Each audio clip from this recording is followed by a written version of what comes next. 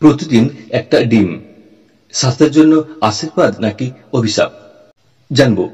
তার আগে করবো ছোট্ট একটি রিকোয়েস্ট, চ্যানেলটি সাবস্ক্রাইব করে রাখার এবং নোটিফিকেশন বেল আইকন অন করে রাখার। ভালো লাগলে ভিডিও লাইক দেওয়ার এবং তথ্যটি অন্যদেরকে জানার জন্য ভিডিওটি শেয়ার করার। হৃদরোগ বিশেষজ্ঞ ডক্টর স্টিভেন লম ফিজিশিয়ান কমিটির পডকাস্টে সতর্ক করে বলেছেন, ডিমের কুসুমে থাকা উচ্চ কোলেস্টেরল হৃদরোগের ঝুঁকি বাড়াতে পারে। তিনি ডিমকে কোলেস্টেরল বোমা আখ্যা দিয়ে বলেন, এটি আমেরিকান খাদ্য তালিকায় ডায়েটারি কোলেস্টেরলের প্রধান উৎস। তরুণদের মধ্যে হৃদরোগ বৃদ্ধির পরিপ্রেক্ষিতে তিনি প্রক্রিয়াজাত মাংস ও স্যাচুরেটেড ফ্যাটযুক্ত খাবার এড়ানোর পরামর্শ দেন, যা এলডিএল কোলেস্টেরল বাড়ায়।